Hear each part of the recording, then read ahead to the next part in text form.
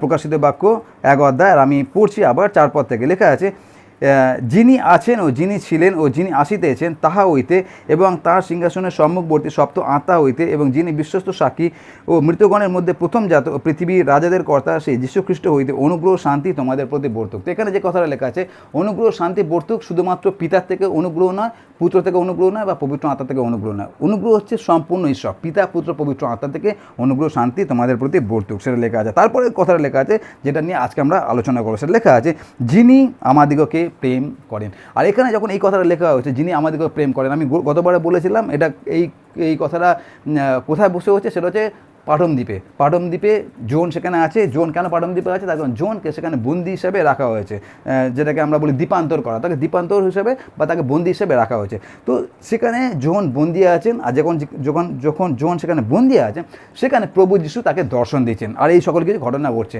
তো এখানে যে ঘটনা এখানে লেখা আছে, তিনি আমাদেরকে প্রেম করেন বা যিনি আমাদেরকে প্রেম করেন। এখন আমাদের কাছে সবার আগে প্রশ্ন, সেটা কি? সেটা হচ্ছে এটা কীরকম ধরনের প্রেম। তার কারণটা কি? তার কারণ যদি তুমি সত্যি তাকে প্রেম করো, তাহলে যেটা করণীয় আছে সেটা আগে তাকে সেই বন্দিদশা থেকে উদ্ধার করো, তাকে পাটমদ্বীপ থেকে বের করে আনো, তাকে 5 স্টার হোটেলে নিয়ে যাও, এসি ঘরে বসা, তাকে ঠান্ডা জল টল দেওয়া, তারপরে তার সঙ্গে আরামে কথা বলা যেতে পারে। তাকে সেই ওখান থেকে উদ্ধার করা হচ্ছে না, বন্দিদশা থেকে উদ্ধার করা হচ্ছে না, জেলখানা থেকে তাকে বের করা হচ্ছে না, পাটমদ্বীপ থেকে তাকে বের করা হচ্ছে না, সেখানে বসে তাকে বলা হচ্ছে যে তাকে আমি প্রেম করি। এটা কীরকম ধরনের প্রেম হলো? কেন যদি সত্যি প্রেম হয়, তাহলে তো সেখান থেকে বের করা হবে। যেমন আমরা যখন ইয়াং ছিলাম, তখন আমার কিছু বন্ধুবান্ধব ছিল, তারা ছাত্র সংগঠন করতো।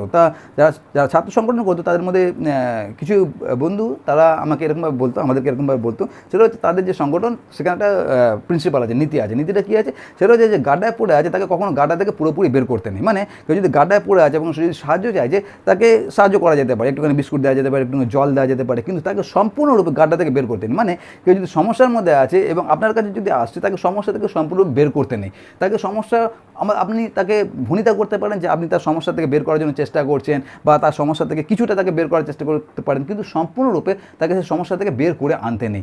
তো তাকে আমি জিজ্ঞাসা করেছিলাম কেন এরকম? তো তখন সে বলেছিল, যদি তাকে সম্পূর্ণরূপে সে সমস্যা থেকে বের করে আনিস, যদি তাকে গাড্ডা থেকে বের করে আনিস, তাহলে সে কোনোদিন আর তোর কাছে আসবে না সাহায্যের জন্য। তার মানে যতক্ষণ সে গাড্ডায় থাকবে, ততক্ষণ তোকে বাবু বলে ডাকবে, ততক্ষণ তোকে প্রাধান্য দেবে। যে গাড্ডা থেকে সে বেরিয়ে যাবে, তখন আর তোর কোনো গুরুত্ব নেই, তখন তোর কাছে সে আসবেই না। আর সেই জন্য গাড্ডা থেকে তাকে বের করতে নেই। তো আমরা এখানে যখন দেখি যে যিশু তাকে গাড্ডা থেকে বের করছেন না, তাকে বন্দিদশা থেকে বের করছেন না, তাকে সেখানে বসে কথা বলছেন আর বলছেন আমি তাকে ভালোবাসি। ধরুন আমার ছেলে যদি গাড্ডায় পড়ে যায়, আমার ছেলে ছোটো ছেলে যদি গাড্ডায় পড়ে যায়, বিপদের মধ্যে যদি থাকে, যদি চিৎকার করুক আর নাই করুক, আর আমি যদি জানতে পারি যে আমার ছেলে গাড্ডার মধ্যে পড়ে গেছে, বিপদের মধ্যে পড়ে গেছে, আমি কী করবো?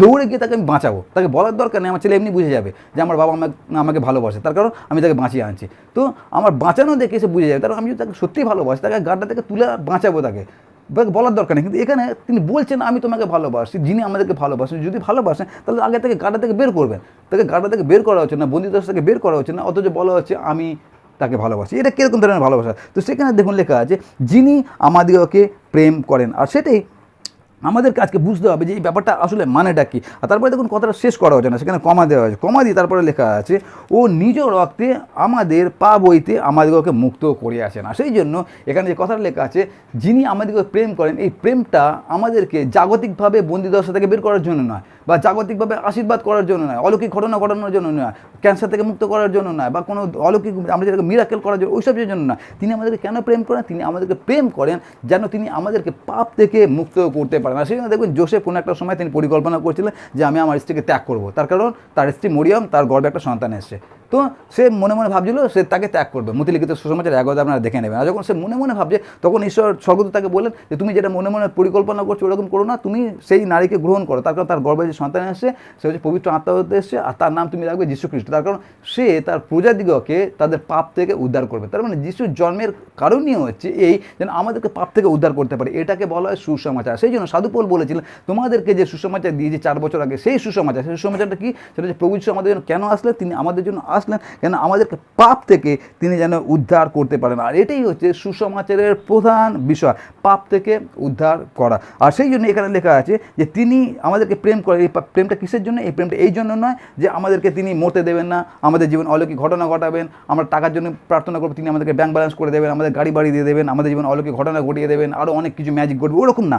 আমাদেরকে তিনি কেন প্রেম করেন? আমাদেরকে তিনি এই জন্য প্রেম করেন যে তিনি আমাদেরকে মুক্ত করিয়াছেন, আর্থিকভাবে তিনি আমাদেরকে স্বাধীনতা দিয়েছেন। কিছুদিন আগে আমরা যে আমরা আমাদের দেশের স্বাধীনতা দিবস পালন করলাম না, আর ওটা আমাদের কাছে অত্যন্ত আনন্দের বিষয়। আমার কাছে তো অত্যন্ত আনন্দের বিষয়, কারণ ছোটোবেলা থেকে আমি একটু বিপ্লবী মানসিকতা, আমার নেতাজি সুভাষচন্দ্র বোস, ভগৎ সিং, ক্ষুদিরাম বোস, এইসব আমার আমার অত্যন্ত ভালো লাগতো। এখনও পর্যন্ত আমার সেগুলো ভালো লাগে, আর এখনও পর্যন্ত ছোটোবেলা থেকে এখনও পর্যন্ত আমি 15 আগস্টে পতাকা তুলে, এমনকি এই বড় আমি পতাকা আমি সকালবেলায় আমাদের বাড়িতে সবাই ফ্যামিলিতে, আমরা এটা বলতে পারি আমাদের পরিবারের একটা অনুষ্ঠান, আমরা সকালবেলায় আমরা পতাকা তুলি, তারপরে কিছু আমরা এই নিয়ে আমাদের দেশের জন্য প্রার্থনা করি, এই নিয়ে আমরা ধ্যান করি। তো এটা আমার কাছে খুব আনন্দের দিন। তো এই যে দেশের স্বাধীনতা, এটা আমাদের কাছে অত্যন্ত আনন্দের দিন, কিন্তু তার থেকে বড় আনন্দের দিন এখানে যেটা লেখা আছে, সেটা কী লেখা আছে, যে তিনি আমাদেরকে পাপ থেকে উদ্ধার করেছেন। কিন্তু এই যে স্বাধীনতা, যে পাপ থেকে যে স্বাধীনতা, এই স্বাধীনতার গুরুত্ব আমরা বুঝি না। আমরা এই ভৌগোলিক স্বাধীনতা বা আমাদের যে রাজনৈতিক স্বাধীনতা বা আমাদের দেশের স্বাধীনতা, এই স্বাধীনতার গুরুত্ব আমরা খুব ভালোভাবে বুঝতে পারি, কিন্তু যে পাপ থেকে যে বের করার যে স্বাধীনতা, ওই স্বাধীনতার গুরুত্ব আমরা বুঝতে পারি না। কিন্তু আমরা যদি দেখি যে এই যে স্বাধীনতা, বাহ্যিক যে স্বাধীনতা বা জাগতিক যে স্বাধীনতা, তার থেকে বেশি স্বাধীনতা হচ্ছে প্রভু যিশু আমাদেরকে দিয়েছে, সেটা হচ্ছে পাপ থেকে স্বাধীনতা। তার কারণ আমরা যদি একবার পাপ থেকে স্বাধীন হয়ে যাই, যদি পাপ থেকে আমরা মুক্তি হয়ে যাই, তাহলে আমরা কেউ কাউকে কারোর আন্ডারে রাখার চেষ্টা করবো না, কেউ কারোর উপর আমরা অত্যাচার করবো না, কেউ কাউকে আমরা অপমান করবো না, আমরা সবাই তখন সমান থাকবো। তার কারণ আমরা সবাই আত্মিকভাবে মুক্ত হয়েছে। কিন্তু আমরা সেই মুক্তি বা সেই স্বাধীনতা, যেটা আত্মিক স্বাধীনতা বলে, সেই আত্মিক স্বাধীনতার গুরুত্বই আমরা উপলব্ধি করতে পারি না। আমরা জাগতিক স্বাধীনতা আমরা খুব ভালো উপলব্ধি করতে পারি। আর এটা যদি আপনারা ইসরায়েল জাতিকে জিজ্ঞাসা করেন, যারা 400 বছর বন্দিদশার মধ্যে ছিল, তাদেরকে যদি ইট বানানো হতো, তাদেরকে অনেক অত্যাচার করা হতো, ঠিকমতো খেতে দেওয়া হতো না, তাদেরকে যদি জিজ্ঞাসা করেন যে জাগতিক স্বাধীনতার মূল্য কি, তারা বুঝতে পারবে দারুণ স্বাধীনতা। তার কারণটা কি, তাদেরকে অনেক অত্যাচারের মধ্যে রাখা হয়েছিল, সেখান থেকে যখন তাদেরকে বের করা হয়েছে, সেটা হচ্ছে অনেক আনন্দের বিষয় আছে। আর সেই জন্য আমরা জাগতিক যে স্বাধীনতা, সেই স্বাধীনতার গুরুত্ব আমরা বুঝি, কিন্তু আত্মিক যে স্বাধীনতা, পাপ থেকে উদ্ধার করার যে স্বাধীনতা, সেই স্বাধীনতার গুরুত্ব আমরা উপলব্ধি করতে পারি না। কেন? আর সেটা নিয়ে আজকে আমরা 3টে বিষয় দেখব, যে কেন এই আত্মিক স্বাধীনতার গুরুত্ব আমরা উপলব্ধি করতে পারি না। প্রথম যে কারণটা হচ্ছে, সেটা হচ্ছে এই কারণটা হচ্ছে, we don't understand that we are in bondage. এর মানে হচ্ছে আমরা উপলব্ধি করতে পারি না যে আমরা দাসত্বের মধ্যে রয়েছি। যেহেতু আমরা দাসত্বের মধ্যে রয়েছি, ওটাই যদি উপলব্ধি করতে পারছি না, তারপর দাসত্ব থেকে যদি আমাদের বের করা হয়, আমরা কী করে তার গুরুত্ব উপলব্ধি করতে পারবো? তো আমাকে আগে বুঝতে হবে যে দাসত্বে থাকার কষ্টটা আসলে কী। ইসরায়েল জাতি যেটা বুঝেছিল, 400 বছর দাসত্বের মধ্যে ছিল, তারা বুঝেছিল সেই কষ্টটা কী। তো আমরা পাপের মধ্যে বন্দী থাকার যে কষ্টটা, সেটাই তো আমরা বুঝতে পারছি না। তার কারণ যে আমরা যে পাপের মধ্যে বন্দী আছি, আমরা যে কারাগারের মধ্যে আছি, ওটাই তো আমি বুঝতে পারছি না।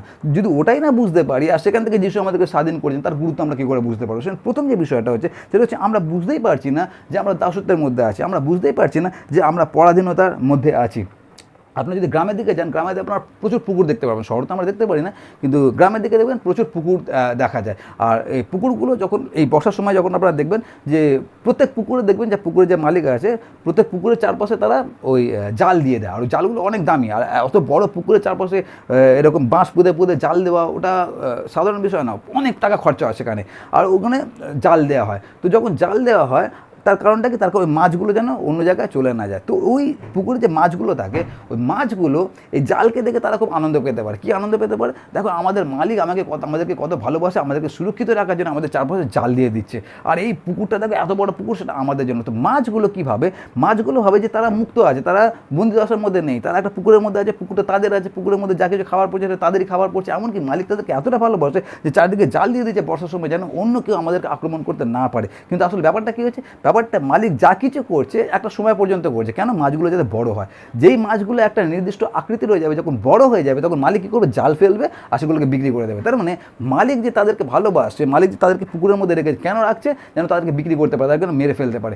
একই রকমভাবে আমাদের অবস্থা ওই রকমভাবে আছে। আমরা ওই পুকুরের মাছের মতো আছে। আমরা ভাবছি বলে আমরা খুব স্বাধীন আছি, যা কিছু দরকার সকল কিছু পেয়ে যাচ্ছি, এই পুকুরটা আমার আছে, এই জগৎটা আমার আছে, চারপাশে দেখো আমার কত সুন্দর বেড়া দিয়ে রেখেছে। কিন্তু শয়তান আমাদের যা কিছু প্রয়োজন সেটা দিচ্ছে, কেন দিচ্ছে? যেন আমাদেরকে তিনি মারতে পারে না। শয়তান আমাদেরকে অনন্ত জীবন দেওয়ার জন্য আমাদের যা কিছু প্রয়োজন দিচ্ছেন। আমি নেশা করতে চাই, নেশা আমাকে জুগিয়ে দিচ্ছে। আমি ব্যবচার করতে চাই, ব্যবচারের জন্য রাস্তা করে দেওয়া হচ্ছে। সকল কিছু ঠিক যেরকম মাছকে করে দেওয়া হয়, মাছের জন্য যা কিছু প্রয়োজন মালিক করে দেয়। তার কারণটা কি? একটা সময় অনুযায়ী মাছকে বড় করা, যেই বড় করা তারপর মাছকে মেরে ফেলা। একই রকমভাবে আমরা এই যে বন্দিদশার মধ্যে রয়েছে, শয়তানের চক্রান্তের মধ্যে রয়েছে, আমরা বুঝতেই পারছি না যে আমরা বন্দিদশার মধ্যে রয়েছি। আমরা ভাবছি বোধহয় আমরা কত স্বাধীন আছি, কিন্তু আমরা স্বাধীন নেই। শয়তান আমাদেরকে সকল কিছু যোগান দিচ্ছে। কেন কি? শয়তান আমাদেরকে মারতে চায়। একটা সময় আসবে যখন শয়তান আমাদেরকে মারবে। মারবে। একই রকমভাবে আমাদের অবস্থা এরকম মাছের মতো রয়েছে, আমরা ভাবছি বোধহয় আমরা পুকুরের মধ্যে স্বাধীন, কিন্তু আমরা স্বাধীন নয়, আমরা শয়তানের কবলে বন্দী রয়েছি। আর সেই জন্য প্রথম যে বিষয়টা সেটা হচ্ছে আমরা বুঝতেই পারছি না যে আমরা এই পাপের কাছে, শয়তানের কাছে আমরা বন্দী অবস্থায় আছি। আর যেহেতু আমরা বন্দী অবস্থায় আছি এটাই বুঝতে পারছি না, সেই জন্য স্বাধীনতার মূল্য আমরা কী করে বুঝবো? তার কারণ আমি তো জানি না যে বন্দী অবস্থায় আছি, আর সেই বন্দী অবস্থায় আমার দুঃখের মধ্যে আছে, সেটাই তো আমরা বুঝতে পারছি না। এটা হচ্ছে প্রথম বিষয়। দ্বিতীয় যে বিষয়টা আছে সেটা কি, সেটা হচ্ছে আমি বুঝতে পারছি আমি বন্দী দশার মধ্যে আছি, কিন্তু আমি সেই বন্দী দশাটাকে, সেই দাসত্বটাকে আমি এনজয় করছি। মানে আমি বুঝতে পারছি আমি পাপের কাছে বন্দী আছি, কিন্তু এই পাপের জীবনটাই আমার ভালো লাগছে, আমার আনন্দ লাগছে।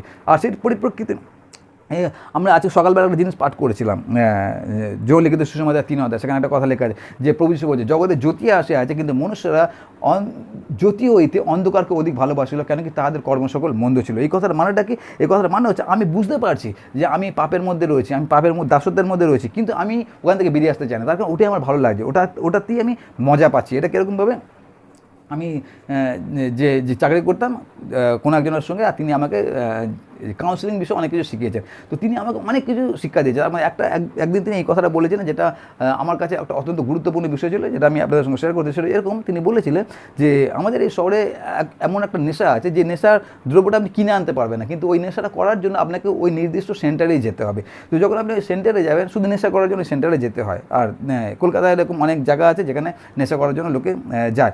তো ওই সেন্টারে যেতে হবে, আর ওখানে কী আছে, একটা আরাম কেদারা রাখা আছে। আরাম কেদারা জানেন, আমরা এরকম একটু হেলে শুয়ে থাকি, তো ওরকম আরাম কেদারা আছে। তো ওখানে যেতে হবে, আর ওখানে আরাম কেদারায় শুতে হবে, আর শোয়ার পর তার আগে আপনাকে পেমেন্ট করে দিতে হবে। পেমেন্ট করে দেওয়ার পর তারপরে আরাম কেদারায় শুতে হবে।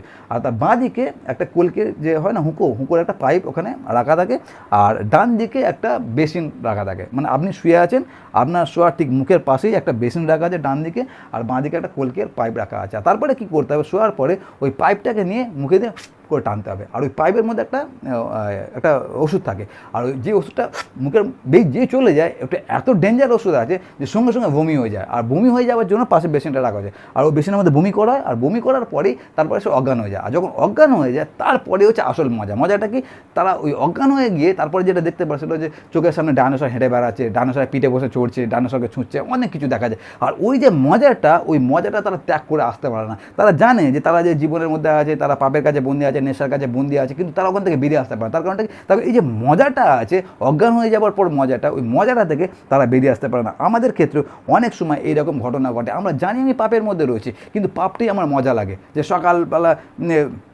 সকাল থেকে রাত পর্যন্ত আমি যা কিছু করছি আমার ইচ্ছা মতো করছি, আমাকে কেউ বলার নেই। সন্ধ্যেবেলা হলে আমি লাল নীল জলের বোতল খুলছি, আর তারপরে খাচ্ছি, আর তারপরে 45 ডিগ্রি অ্যাঙ্গেলে আমি হাঁটছি, সোজা হাঁটতে পারছেন, এইগুলোই আমার মজা লাগে। আমি নেশা করছি, তারপর রাস্তার মধ্যে পুরো ফ্ল্যাট হয়ে যাচ্ছি, তারপর আমার বউ বাচ্চা আমাকে আবার বাড়িতে তুলে নিয়ে আসে। এই দারুণ বিষয় আছে, মদকে আমি বাড়িতে আসি, বউকে পেটাচ্ছি, এইটাই আমার মজা লাগছে। আর সেই জন্য আমি জানছি যে আমি বন্দি দশার মধ্যে রয়েছি, পাপের মধ্যে বন্দি আছি, কিন্তু আমি সেখান থেকে বেরিয়ে আসতে পারছি, তারপর ওটাই আমার মজা লাগছে। আর সেই জন্য 2 নম্বর কারণটা কি, কেন আমরা এই আত্মিক স্বাধীনতাকে উপলব্ধি করতে পারছি? তার কারণ আমরা এই বন্দিতের মধ্যে আছি, আমি জানি, কিন্তু আমি সেটাকে মজা করছি, আর সেই জন্য ওখান থেকে আমরা বেরিয়ে আসতে চাই না। এটা হচ্ছে 2 নম্বর বিষয়। 3 নম্বর বিষয়টা কি, 3 নম্বর বিষয়, আমি জানি আমি আত্মিকভাবে বন্দি অবস্থায়, পাপের কাছে বন্দি অবস্থায় আছি, আর আমি জানি যে ওখানে থাকাটা খুব খারাপ জিনিস আছে, আমি ওখান থেকে বেরিয়ে আসতে চাই, কিন্তু আমি বেরিয়ে আসতে পারছি না। আর ওটাই হচ্ছে সবথেকে ভালো জিনিস আমাদের বোঝার জন্য, যে পাপ যে আসলে কত ডেঞ্জার জিনিস আছে, তার যে শৃঙ্খলটা আছে, তার যে শেকলটা আছে, কত ডেঞ্জার জিনিস আছে, ওটা আমরা বুঝি না। আমরা মজা করতে করতে ওর মধ্যে প্রবেশ করে ভাবি বোধহয় এটা খুব সুন্দর জীবন আছে, কিন্তু একটা সময় এমন আসে যে আমি ওখান থেকে বেরিয়ে আসতে চাই, কিন্তু বেরিয়ে আসতে পারি না। কোনো একটা সময় একটা ছেলে আসতো আমার কাছে, তার বয়স 22 থেকে 26 বছর বয়স হবে, সে হচ্ছে আইডিউ ছিল, মানে ইঞ্জেকশন দিয়ে সে ড্রাগ নিত, তার সঙ্গে তার HIV ছিল।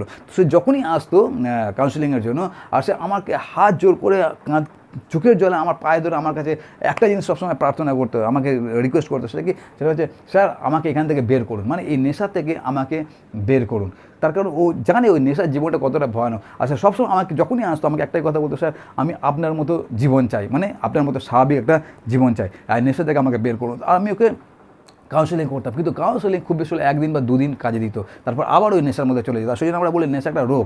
প্রথম যখন মানুষ নেশার মধ্যে যায়, পাপের মধ্যে যায়, তখন খুব মজা করে, দারুণ মজার জিনিস আছে, সন্ধ্যাবেলা হলে একটু বোতল খুলছি, একটুখানি গাঁজা টান দিচ্ছি, কী সুন্দর মজার জিনিস আছে, চোখের সামনে দেখতে পাচ্ছি ডাইনোসর ঘুরে বেড়াচ্ছে, যেটাকে আমি হ্যালুসিনেশন বলি, কী দারুণ জিনিস আছে, কিন্তু পরবর্তীকালে ওটা গলে এমন ফাঁদ হয়ে যায় যে আপনি সেখান থেকে বেরিয়ে আসতে চাইলেও আপনি বেরিয়ে আসতে পারেন না। তো এই ছেলেটার ক্ষেত্রে সেটা হয়েছিল, যখনই আসতো সে আমার কাছে একটাই রিকোয়েস্ট করতো, সে আমার জন্য প্রার্থনা করুন যেন আমি আপনার মতো জীবন পাই, স্বাভাবিক আমি জীবন পেতে পারি। আর তারপর আমি তাকে যখন কাউন্সেলিং করতাম 1 বা 2 দিন ঠিক থাকতো, তারপর আবার সে নেশার মধ্যে চলে যেত। আর তারপরে কিছু মাস পর সে একদিন যখন আসলো আর তারপর আমাকে বললো যে সেই ছেলেটা এসছে, আমি যখন সেখানে গেলাম আমার রুম থেকে যখন সেখানে গেলাম, আমি তাকে দেখে আমার পুরো গা গুলিয়ে গেছিলো, আমার মাথা পুরো ঘুরে গেছিলো। যেন হয় না আমরা হাসপাতালে গেলে কোনো মুমূর্ষু রোগীকে দেখলে আমাদের মাথা ঘুরে, আমরা ওখানে পড়েছি, আমার অবস্থা সেরকম হয়েছিল। তারপর ছেলেটাকে আমি দেখেছিলাম যে পুরো পা থেকে মাথা পর্যন্ত ফুলে গেছে। সবথেকে বড় কথা, তার যে হাতগুলো এত বড় বড় হয়ে গেছে, আঙুলগুলো এরকম মোটা মোটা ফুলে গেছে। আর যখন আমাকে দেখাচ্ছে হাতটা আমার পুরো পা থেকে মাথা পর্যন্ত গুলিয়ে গেছে। তারপর ওরকম আমি হাত কোনোদিন দেখিনি, এত মানে সাধারণ আগে স্বাভাবিক হাত ছিল, কিন্তু সেগুলো এখন মোটা এরকম আঙুলগুলো ফুলে গেছে। আমার খুব খারাপ লাগলো। তখন সে আমার কাছে বলে গেল যে স্যার আমার জন্য প্রার্থনা করুন, আমি যেন এই নেশা থেকে বেরিয়ে আসতে পারি। আমার সেদিনকে খুব কষ্ট লেগেছিলো। আর তার 2-3 দিন পর আমরা খবর পেলাম যে ছেলেটা মারা গেছে। এইটা হচ্ছে পাপের জীবন। আমরা পাপের মজা করতে করতে একটা সময় আসে যে পাপ আমাদের গলায় এমন ফান্দা আটকে যায় যে যখন আমরা সেখান থেকে বেরিয়ে আসতে চাই, আমরা সেখান থেকে আমরা বেরিয়ে আসতে পারি না। আর সেই জন্যই আমরা কেন এই পাপের বন্দিদশা থেকে বেরোনোর গুরুত্বকে আমরা উপলব্ধি করতে পারি না, এই স্বাধীনতাকে কেন আমরা উপলব্ধি করতে পারি না, তার পেছনে এই 3টে কারণ। সেটা কি? সেটা হচ্ছে এই যে আমরা যে বন্দিদশার মধ্যে আছে সেটাই আমরা উপলব্ধি করতে পারি না। আমাদের অবস্থা পুকুরের মাছের মতো। আমরা ভাবছি বোধহয় শয়তান আমাকে কত ভালোবাসে, আমরা ভাবছি বোধহয় পাপ কত আনন্দের জিনিস আছে, আর সেই জন্য আমরা উপলব্ধি করতে পারি না যে আমরা পাপের মধ্যে রয়েছি, আমরা বন্দিদশার মধ্যে রয়েছি। এটা প্রথম বিষয়। দ্বিতীয় বিষয়টা, আমি বুঝতে পারছি আমি বন্দিদশার মধ্যে আছি, কিন্তু সেই বন্দিদশাটাই আমি মজা করছি। যে সন্ধ্যেবেলা মদকে এসে বউকে পেটাচ্ছি, তারপরে মদকে আমি রাস্তার মধ্যে ফ্ল্যাট হয়ে থাকছি, কত আনন্দের বিষয় আছে, আর ওটাই আমার ভালো লাগছে। আর সেই জন্য আমি সেখান থেকে বেরিয়ে আসতে চাই না, পাপের থেকে বেরিয়ে আসতে চাই না। সেই জন্য এই স্বাধীনতার গুরুত্ব আমরা উপলব্ধি করতে পারি না। আর 3 নম্বরটা কি, আমি হয়তো বুঝতে পারছি আমি সেখান থেকে বেরিয়ে আসতে চাইছি, কিন্তু অলরেডি অনেক দেরি হয়ে গেছে, বেরিয়ে আসতে পারছি না। কিন্তু আপনার এবং আমার জন্য যে শিক্ষাটা আছে সেটা হচ্ছে আমরা যারা প্রভুতে আছি, আমাদের জন্য দেরি বলে কিছু নেই, আমাদের জন্য অসম্ভব বলে কিছু নেই। আমরা আমাদের জীবনে যত বড়ই দুর্বলতা থাকুক না কেন, পাপের শৃঙ্খল যতই মোটা চেন হোক না কেন, সেখান থেকে আমরা বেরিয়ে আসতে পারি যদি আপনি চান সেটা। তার কারণ আমাদের সঙ্গে যিনি আছেন তিনি হচ্ছেন সর্বশক্তিমান ঈশ্বর আছেন, প্রভু যীশু খ্রিস্ট আছেন, পিতা ঈশ্বর আছেন, পবিত্র আত্মা আছেন। পবিত্র আত্মার শক্তিতে আমরা অবশ্যই সেখান থেকে বেরিয়ে আসতে পারি। কিন্তু ব্যাপারটা হচ্ছে সেটা হচ্ছে আমরা সেখান থেকে বেরিয়ে আসতে চাই কি চাই না। আমরা যদি সত্যি সেই পাপের শৃঙ্খল থেকে বেরিয়ে আসতে চাই, তাহলে আমাদেরকে পবিত্র আত্মার শক্তি যোগাবেন যে সেই পাপের শৃঙ্খল যতই মোটা হোক না কেন সেখান থেকে আমরা বেরিয়ে আসতে পারি। আর আজকে আমাদের জন্য প্রশ্ন সেটা হচ্ছে, আমরা তো দেশের দিক থেকে আমরা স্বাধীন হয়েছি, সারা পৃথিবী আজকে স্বাধীন, কিন্তু আমরা যদি প্রকৃতভাবে দেখি যে প্রকৃত স্বাধীনতাকে আমরা উপলব্ধি করতে পারছি। প্রকৃত স্বাধীনতা হচ্ছে পাপ থেকে স্বাধীনতা, ওটা হচ্ছে প্রকৃত স্বাধীনতা, যেই স্বাধীনতা খ্রিস্ট আমাদেরকে দিয়েছেন। আজকে আমাদের কাছে প্রশ্ন যে আমাদের দেশ স্বাধীন হয়েছে, আমরা স্বাধীন হয়েছি, আমরা জাগতিকভাবে স্বাধীন হয়েছি, কিন্তু আর্থিকভাবে কি আমরা স্বাধীন আছি? আর সেই আর্থিকভাবে স্বাধীন আছি কি স্বাধীন নেই, সেটা দেখার জন্য আমাদের কাছে কয়েকটা চ্যালেঞ্জ আমি আপনাদেরকে দিতে চাই, আর যার দ্বারা আমরা বুঝতে পারবো যে আমরা আর্থিকভাবে স্বাধীন রয়েছি কি এখনও পর্যন্ত আর্থিকভাবে স্বাধীন হতে পারিনি। প্রথম যে চ্যালেঞ্জটা সেটা হচ্ছে এই যে আপনি নিজেকে নিজে চ্যালেঞ্জ করুন যে আজকে 24 ঘন্টা আমি ফোনের মধ্যে কোনো খারাপ ভিডিও দেখবো না, বা ফোনটাকে আজকে আমি খারাপ উদ্দেশ্যে ব্যবহার করবো না। 24 ঘন্টা আপনি সেটা করতে পারছেন কি পারছেন না? যদি সেটা করতে পারছেন না, তার মানে আপনি এখনও পর্যন্ত বন্দিদশার মধ্যে আছেন। আমি নিজেদেরকে চ্যালেঞ্জ করি যে 24 ঘন্টা আজকে আমরা সকাল থেকে রাত পর্যন্ত একটাও মিথ্যা কথা বলবো না। আর যদি আমি সেটা পারছি, একটা মিথ্যা কথা বলছি না, তাহলে আমি স্বাধীন হয়েছি। আর যদি সেটা পারছি না, যদি কোনো না কোনোভাবে মিথ্যা কথা বলছি, আর আমরা এখন মিথ্যা বলি না, আমরা বলি ওটা ডিপ্লোম্যাটিক আনসার, মানে মিথ্যাকে একটু নুন দিয়ে একটু রং চং চড়িয়ে মিথ্যাকে আমরা উপস্থাপন করছি। আর যদি আমাদেরকে জিজ্ঞাসা করে না ওটা মিথ্যা না, তো ওটা ডিপ্লোম্যাটিক আনসার দিচ্ছি। তো আমরা এখন অনেক ভাঁজ দিয়ে অনেক বিকৃত করে আমরা মিথ্যা কথা বলছি, আর আমরা বলছি ওটা মিথ্যা কথা নয়। তো কিন্তু মিথ্যা হচ্ছে মিথ্যাই। আর সেই জন্য চ্যালেঞ্জটা কি, যে 24 ঘন্টা একটা মিথ্যা কথা বলবো না। যদি আপনি সেটা সত্যিই পারেন, যদি আমি সেটা সত্যিই পারি, তার মানে আমি পাপের শৃঙ্খল থেকে মুক্ত হয়েছি।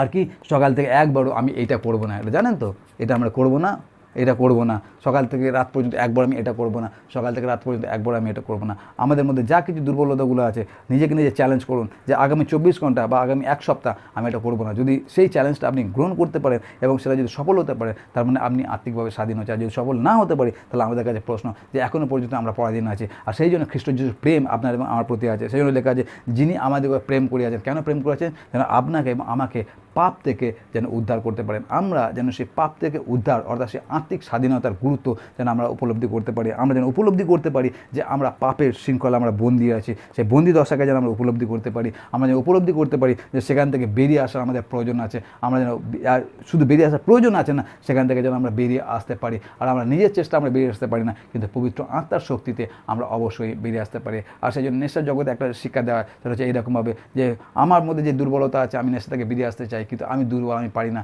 তুমি আমাকে শক্তি দাও, মানে ঈশ্বর তুমি আমাকে শক্তি দাও। আর আমাদের কাছে সেই ঈশ্বর আছেন যার নাম প্রভু যীশু খ্রিস্ট, তিনি আমাদেরকে শক্তি দেবেন তার পবিত্র আত্মার দ্বারা। আর সেই পবিত্র আত্মার শক্তিতে আমাদের মধ্যে যত বড় দুর্বলতা থাকুক না কেন, যত বড়ই পাপের শৃঙ্খল মোটা থাকুক না কেন, সেখান থেকে আমরা অবশ্যই বেরিয়ে আসতে পারি। দরকার হচ্ছে একটাই, সেটা হচ্ছে আপনি আমি বেরিয়ে আসতে চাই কিনা। লেখা আছে স্বাধীনতার নিমিত্ত খ্রিস্ট আমাদিগকে স্বাধীন করিয়াছেন।